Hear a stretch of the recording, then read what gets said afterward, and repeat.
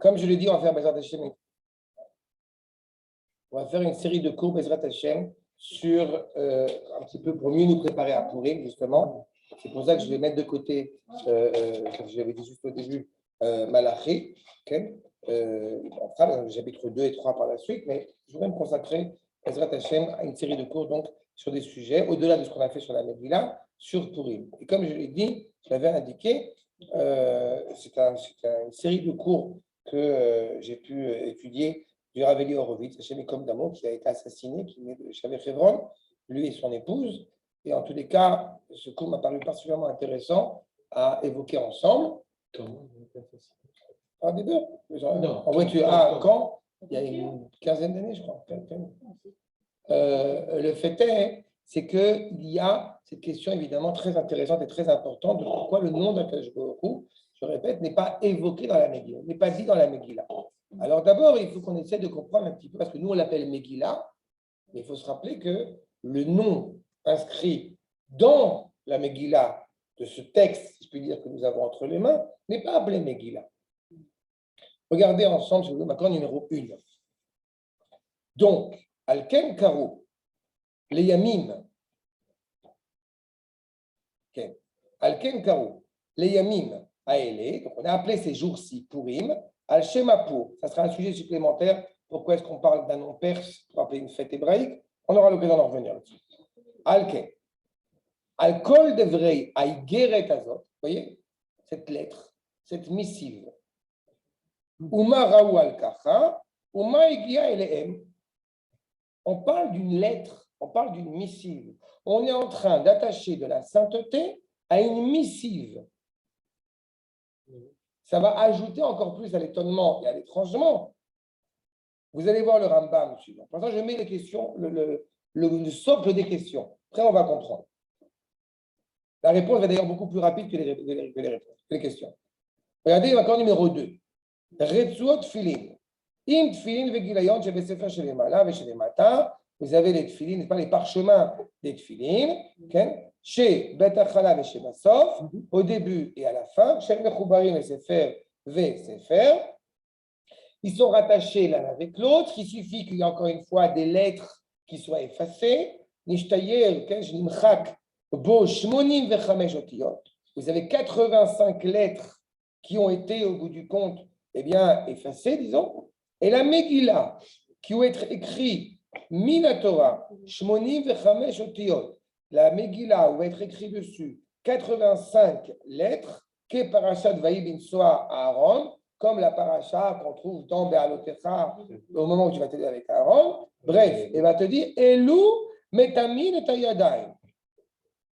C'est qu'on a, au bout du compte, a priori, on met en parallèle le rapport qu'on a à l'égard de la Megillah et le rapport qu'on a à l'égard des parchemins de la Tfilin, Et ce rapport à la Torah, ce n'est pas hasard s'il y a plein de similitudes entre un Sefer Torah et la Megillah. Justement, c'est encore une fois un rouleau. D'accord? Et tout ce que ça implique derrière. Et ainsi sont fixés tous les textes du canon biblique. Parce que vous vous rappelez que pourquoi tel texte va être inscrit dans le canon biblique? En fonction de son éternité, en fonction de son éternelle contemporanéité. Vous avez par exemple dans la chrétienté le livre appelé traditionnellement le livre de la sagesse, n'est-ce pas? Et apparemment écrit par Shlomo, que les chrétiens se sont rattachés à eux, qui n'est pas dans le Tanakh. Parce que nos chrétiens ont jugé qu'il n'était pas, encore une fois, une sorte de cohérence éternelle dans cet ouvrage. Il y a différents ouvrages. Et si la Megillat Esther, elle a été inscrite dans le Tanakh, c'est-à-dire qu'elle a une valeur exceptionnelle.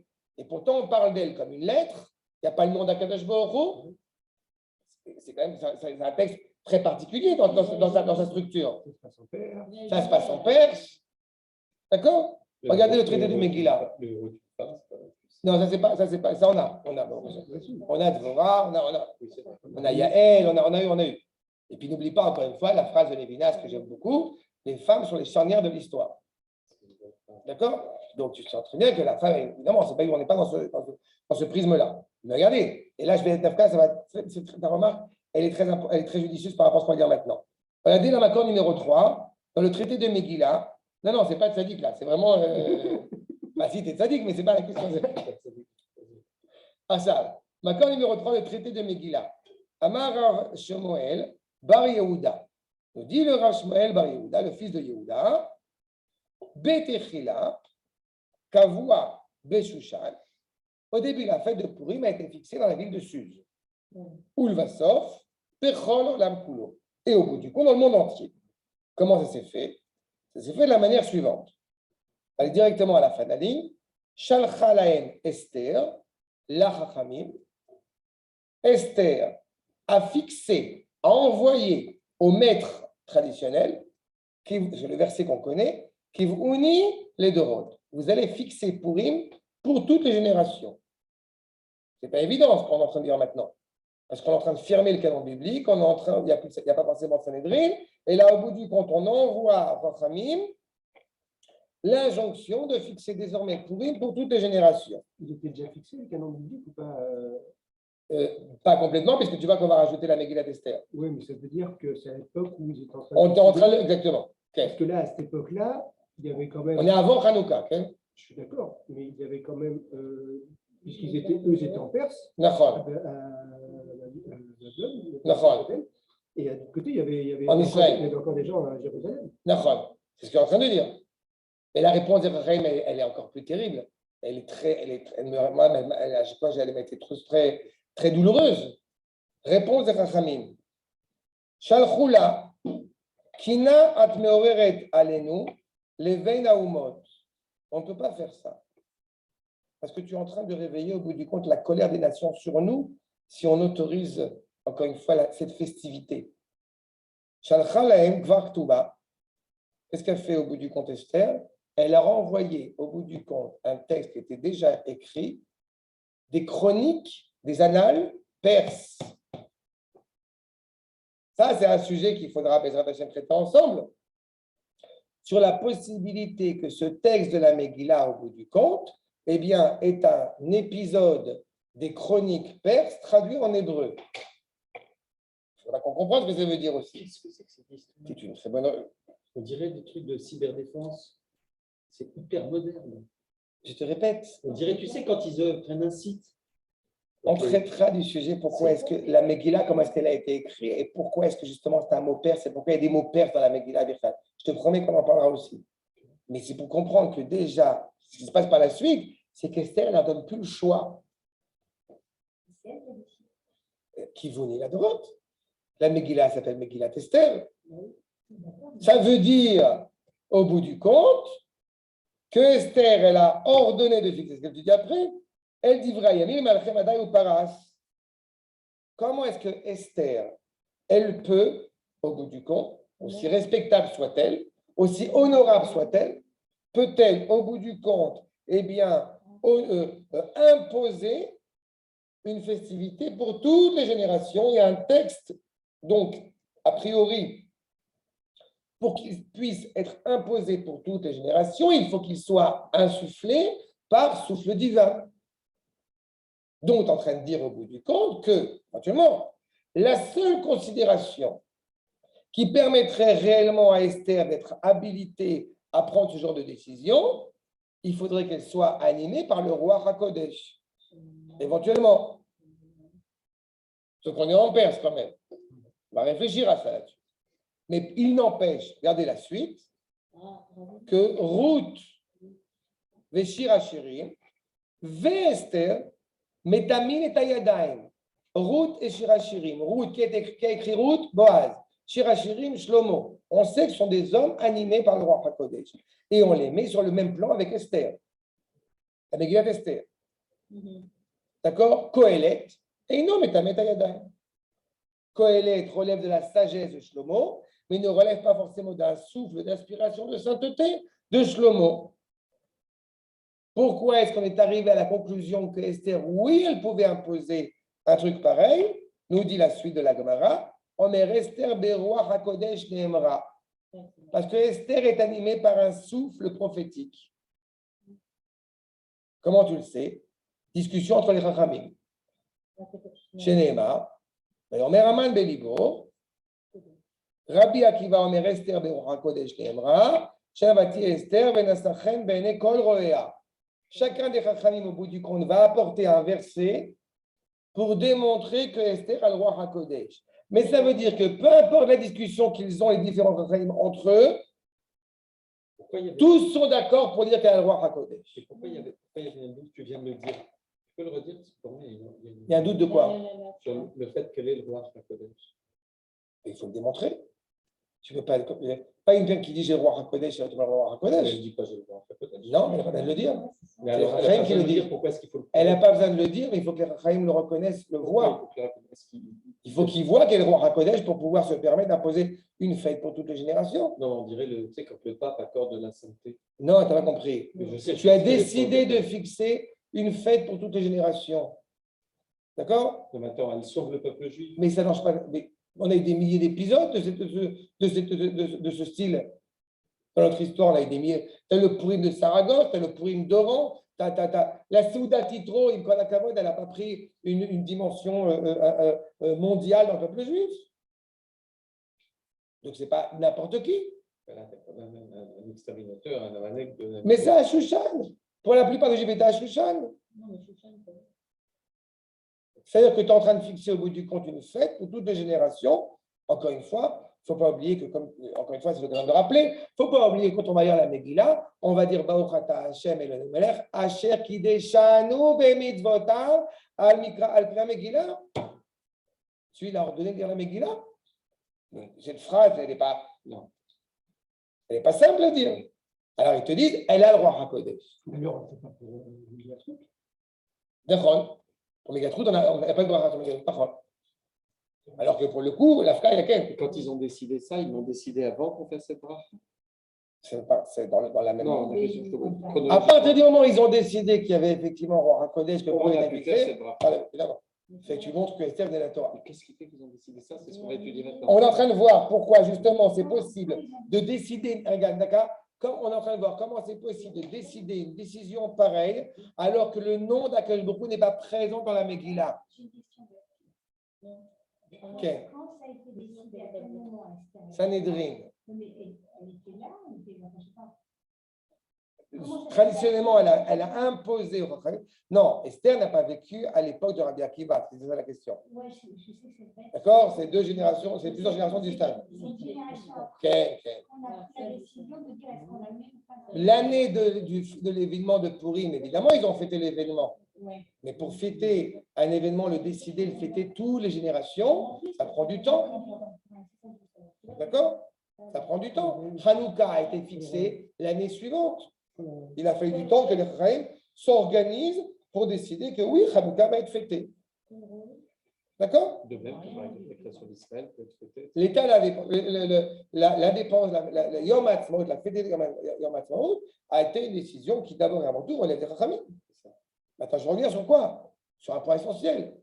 Qu'est-ce qu'on peut apporter comme élément dans la Megillah qui nous montre bien que même si effectivement, pour parler de roi HaKodesh, pour parler de pouvoir prophétique, pour parler donc d'Akadosh Baruch Hu, il faut parler d'Akadosh Baruch Hu. Peut-être qu'il y a des éléments dans la Megillah qui font allusion à Akadosh Baruch Hu, et comme on est en exil, comme on est en Perse, peut-être de manière détournée. D'accord? Mais il n'y a pas plus puissant que la main qui agit. Ça va plus que ça. La Megillat Esther, il faudra qu'on fasse un coup encore une fois là-dessus aussi. Il y a plein de choses que j'avais fait avec vous là-dessus. Je te répète, la Megillat, mais non, mais tu n'as pas compris, ça va plus loin que ça encore. Purim est la fête qui ne sera jamais abrogée. Tu comprends ce que ça veut dire? Alors que le nom d'Akadosh Baruch Hu n'est pas présent dedans, et on est en train de parler au bout du compte de Purim comme étant une réalité qui dépasse l'entendement.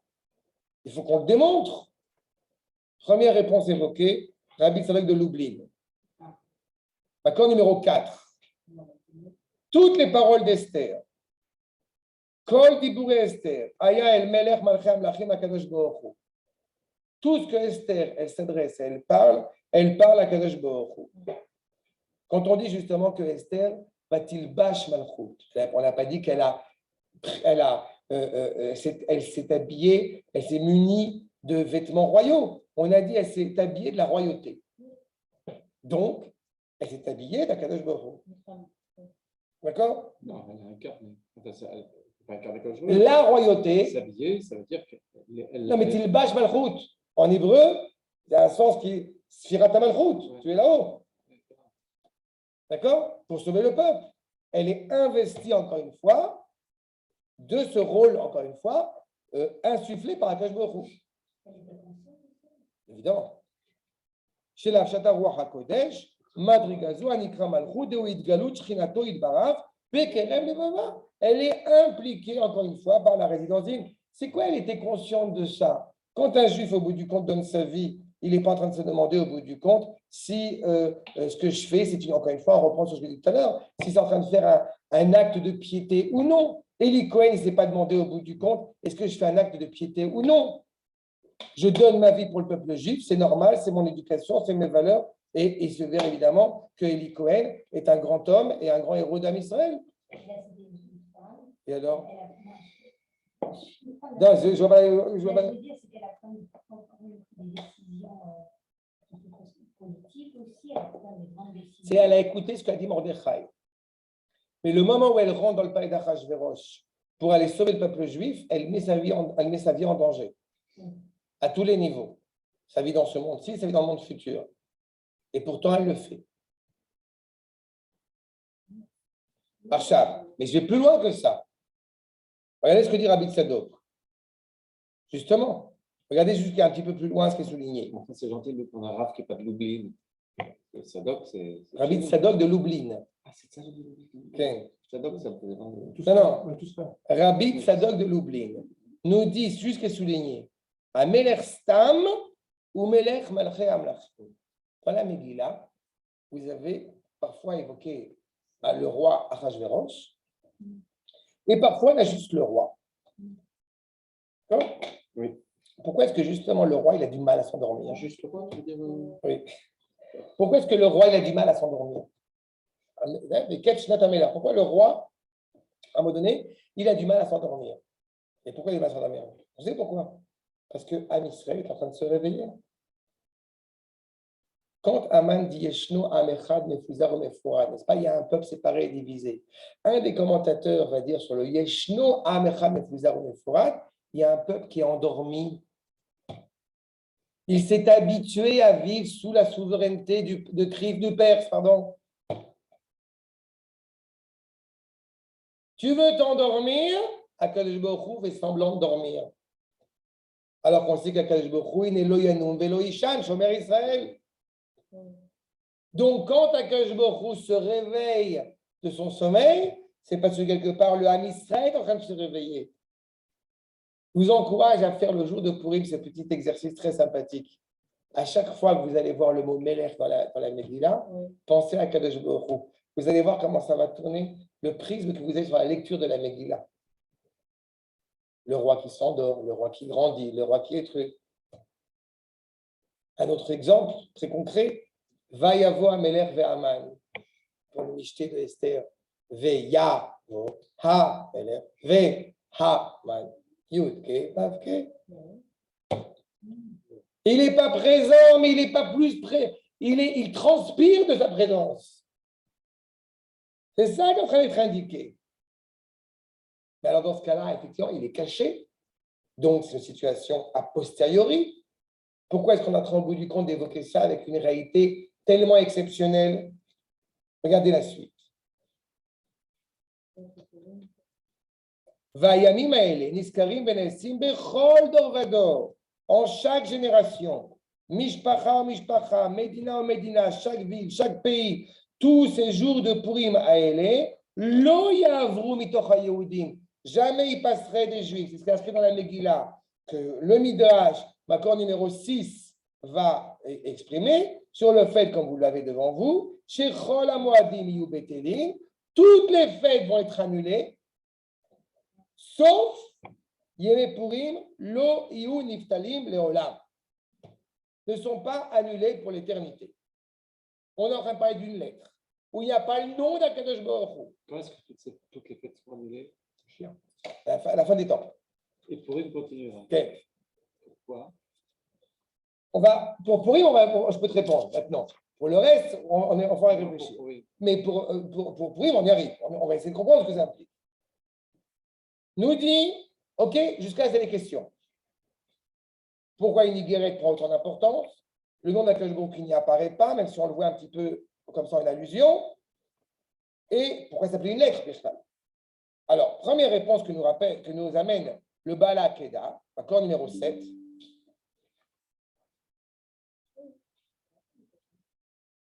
Chamesh Miguel dans son commentaire, Gvar Be'arno. Il faut comprendre que dans la Megillat Esther, comme on l'a dit, inspiré, Bedibour Beruach HaKodesh, Vezé qu'il est Bakajat Esther, à la demande d'Esther sur les Hanshek, c'est comme on l'a dit tout à l'heure, elle a imposé d'une certaine manière cette réalité-là. Donc, en tirer des chroniques perses,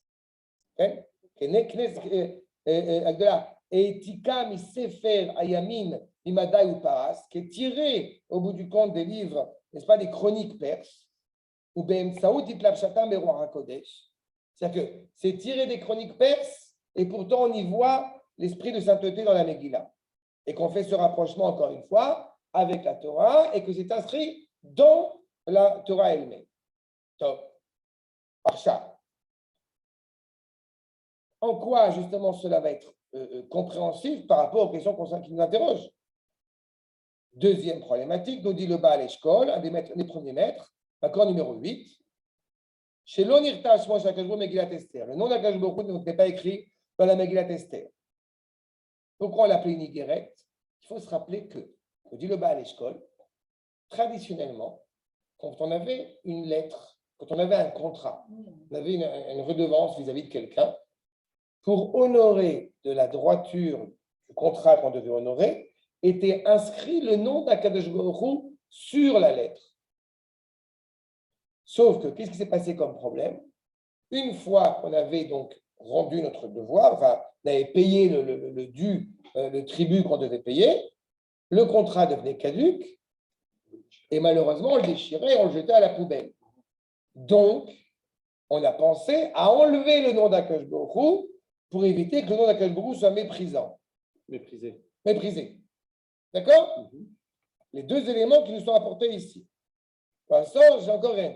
Deuxième problématique, le Talmud de Yerushalmi en Chagiga, quand il nous dit justement que Mida Keneged Mida, le nom d'Akadosh Baruch Hu est enlevé pour éviter que justement d'être méprisé, de même qu'on va voir justement avec les Grecs, quand ils vont dire Kidvu al keren ashor, shen lachem chelek belo Israël, que vous n'avez pas de part dans le Dieu d'Israël. Écrivez le nom. Donc, pour éviter d'être méprisé, alors, on ne va pas mettre le nom d'Akadosh Baruch Hu. Si c'est une Igeret, alors pourquoi on lui parle du roi HaKodesh? Si tu dis au bout du compte que tu as retiré le nom d'Akadosh Baruch Hu pour éviter qu'il soit méprisé, alors pourquoi tu parles d'Akadosh Baruch Hu avec autant de force et de vigueur? Puis surtout, il y a un point essentiel, c'est que si c'était un problème, pourquoi est-ce que les gens de la tradition, les Hanshek, les Set Agdola, ils n'ont pas écrit eux-mêmes la Megillah? Pourquoi ça passe par Esther? Puis ça pose problème que ça vienne des chroniques perses. La première Megillah qu'elle a écrite, la première lettre qu'elle a écrite, c'est elle qui l'a écrite. Ils ont refusé. Et qu'est-ce qu'au bout du compte, ils vont accepter traditionnellement? Les chroniques perses traduites en hébreu. C'est encore moins logique. On parle d'un texte animé par la sainteté. Pourquoi tu me ramènes un texte de Goy traduit en hébreu? Est-ce que... Okay. Est-ce qu'ils n'avaient pas, ils doutaient de la véracité des propos écrits par... Mais en admettant que ce soit juste... Non, les propos, ils sont connus puisque le peuple juif a traversé cette épreuve. Je comprends pas pourquoi c'est un texte de Goy. C'est les chroniques perses. Enfin, les chroniques perses ne mettraient pas en valeur une héroïne qui détruit les Perses. Mais les chroniques perses, la tradition te dit que c'est Mordechai qui a écrit la Megillah dans toutes les langues, y compris l'hébreu. Il a écrit le même texte dans une infinie de langues, dont l'hébreu. Donc, il ne met pas en avant une héroïne, il met en avant la reine qui va être la femme de Achashverosh, la reine perse. Et après, il raconte une histoire dans laquelle les Perses n'ont pas le beau rôle. Ils sont pendus. Oui, mais je te rappelle qu'à la fin de l'histoire, Esther, elle devient la femme d'Achashverosh, ça ne change pas la problématique. Ce qu'on est en train de dire surtout, encore une fois, c'est de fixer la fête pour toutes les générations sur une base qui n'est pas juive. Et puis, il y a un point essentiel qu'on n'a pas soulevé. Tous les référents que nous donne Rachem ici, le problème, c'est qu'ils sont beaucoup plus tardifs que la Megillah. Vous n'avez pas relevé quand j'ai dit justement, de la même manière que les Grecs qui disent on n'écrit pas le nom d'Akadosh Baruch Hu sur la corne, sauf que les Grecs, Nicolas Kavod, c'est bien après l'événement de Purim. Donc tu ne peux pas le ramener comme référent. Donc comment est-ce qu'on peut considérer que Akadosh Baruch Hu est agrandi et quantifié de manière exceptionnelle, même sur des textes de Goïm, et que cela serait signe au bout du compte d'une fête qui va être inscrite dans l'éternité pour l'éternité? Réponse. Quand est-ce qu'Akadosh Baruch Hu, je le dis pour être très clair, quand est-ce qu'Akadosh Baruch Hu est le plus présent? Quand on est en train de dire toutes les deux secondes Bezrat Hashem, ou quand on n'a pas besoin de le dire? Vous comprenez la question que je pose? On n'a pas besoin de dire, parce que quelque part, quand tu l'invoques, c'est dire que déjà, tu as besoin de lui, et en fait, il est là tout le temps. Si j'ai besoin d'invoquer le nom d'Akadosh Baruch Hu, si j'ai besoin de dire que ici est Akadosh Baruch Hu, qu'est-ce que ça veut dire? J'ai l'impression qu'il n'y est pas. Parce qu'ailleurs, il n'y est pas. Si tu l'invites. Vous êtes d'accord? Quand est-ce que ça a commencé l'idolâtrie? On a une date, on a un moment où a commencé l'idolâtrie dans l'histoire de l'humanité. Non, l'idolâtrie. Non. C'était le début, quoi, je veux dire. Makor numéro 10. Où les Shem Gam Hu Yulad Ben Vaikra et Shmo Enosh. Shem, donc le fils de Noach, lui aussi a eu un fils qui va appeler Enosh. À ce moment-là, Az Ucha Likro Beshem Hashem. Alors on a commencé à invoquer le nom d'Akadosh Baruch Hu. Si on lit mal le verset, alors on peut se dire que ah ben ça va. On a commencé à invoquer le nom d'Akadosh Baruch Hu. Non, c'est la catastrophe. Avant cette réalité-là, il n'y a pas besoin d'évoquer. Le nom d'Akadosh Baruch Hu, il est présent partout. Tu le vis constamment. Je comprends, c'est comme un prof de philo qui l'avait dit il y a longtemps, je ne comprenais pas, mais j'ai compris que quand tu dis à quelqu'un je t'aime, tu l'aimes un peu moins. Oh, tu le dis, non, c'est terrible, mais c'est fort. Mais la femme, elle a besoin d'entendre un peu. Non, ça c'est autre chose. Toi aussi, tu as besoin de le dire. Pardon? Mais il n'empêche qu'il y a quelque chose de vrai. Tu sais, c'est comme des larmes pour évacuer. Pensez à ça. Il y a un peu de vrai. Tout à fait. Et vous comprenez que dans Si la tu Megillah, l'invoques, c'est plus une la absence. France. Mais tu comprends que dans la Megillah Esther, comme j'ai pas arrêté de le dire depuis 3 minutes, le nom d'Akadosh Baruch Hu, il transpire. Et c'est dans ces moments-là, d'ailleurs, qui nous arrivent dans la vie, qu'on le voit le plus. Oui, mais tu parles encore une fois dans un moment d'épreuve. Moi, j'ai plus loin que ça. Je vais à l'inverse. Quand tu ne poses même pas la question de savoir, encore une fois, est-ce que Akadosh Baruch Hu est présent ou n'est pas présent? Il est évidemment présent. Ça veut dire qu'on remet en cause son existence. Ce n'est pas son existence, mais sa participation à l'histoire. Il faut y aller pour remettre en cause l'existence. La question de participation d'Akadosh Baruch Hu à l'histoire, encore une fois, de Ham Israël, dans cet état de terrible délabrement, dans cet état d'assimilation, dans cet état d'exil dans lequel le peuple juif peut se trouver, on aurait pu penser qu'on va courir à notre perte. Mais grâce à la Megillat Esther, on comprend que malgré tout, en dépit de tout, le peuple juif, encore une fois, ne peut pas s'éteindre. Et à la différence de ce qu'on aurait pu croire, regardez ce que dit le Rachari, Shmakor numéro 11, Akriya Beshem Hashem Bedor Shel Enosh, l'appel d'Akadosh Baruch Hu au temps, à la génération de Enosh, eh bien, annonce le début de la fin, Basra, et Reshita Ashratata. Ça annonce le début de la fin. On commence à parler de Dieu. Il n'y a rien de pire quand quelqu'un au bout du compte te demande, je peux comprendre qu'on le dise une fois, mais que quand tu demandes au bout du compte à quelqu'un, c'est bon, tu viens pour le minyan, tu viens, Bezrat Hashem, Bli Neder. Je dis simplement que c'est toujours Bezrat Hashem, mais il ne faut pas exagérer. La problématique de Bezrat Hashem, elle devient maladie parce qu'on a besoin d'invoquer au bout du compte Bezrat Hashem. Je vais réussir mon examen de maths, mais évidemment, je n'ai pas besoin de réviser. Bezrat Hashem. C'est ce que disait mon installateur.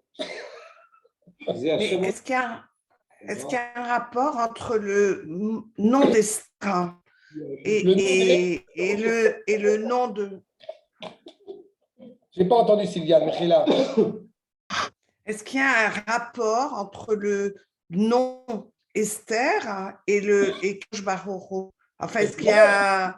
Pourquoi? Bien sûr, Oui. bien sûr. Aster, Astir. Quand on demande Esther, d'où on le sort de la Torah, c'est le moment où Dieu est caché. Et Megillat Esther, tu révèles ce qui est caché. D'accord? Les galotes à Nista. C'est toute la problématique, encore une fois, qui est soulevée. Mais vous comprenez que donc, du coup, pourquoi est-ce que, je reprends ta remarque de tout à l'heure, pourquoi est-ce que Purim est une fête pour l'éternité? Justement, et on reviendra là-dessus quand on parle du nom perse de Purim. Parce que l'inscription de la présence d'Akadosh Baruch Hu, pas seulement, entre guillemets, dans la culture hébraïque, mais dans toute la citation humaine, quelle qu'elle soit, même en provenance, même originaire d'un terrain extérieur à Israël, les chroniques perses, elle prend tout son sens. C'est ça l'authenticité ici qui est évoquée. Regardez la suite.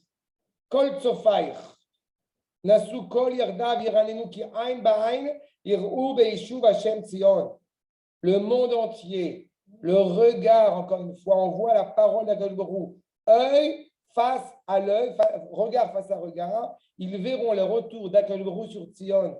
C'est toute le récit, c'est tout le background, c'est toute la avira, l'environnement de Purim. C'est le peuple juif qui retrouve encore une fois son authenticité.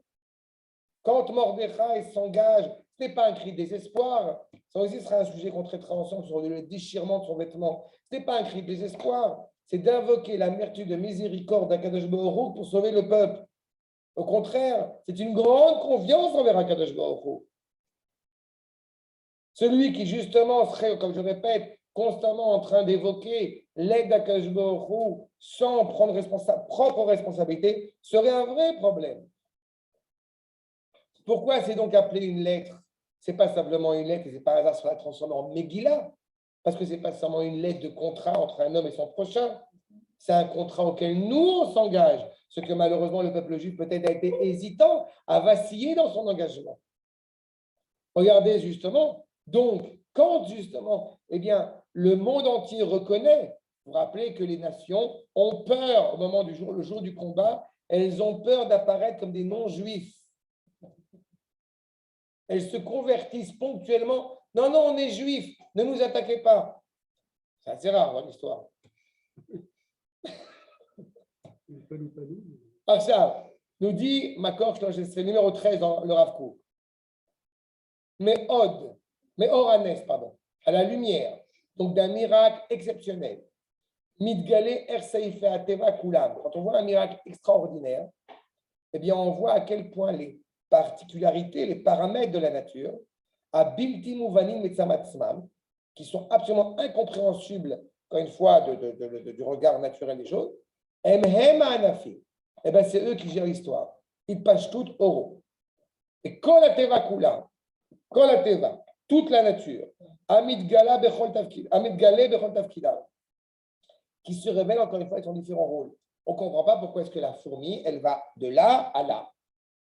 Et pourtant, elle y va.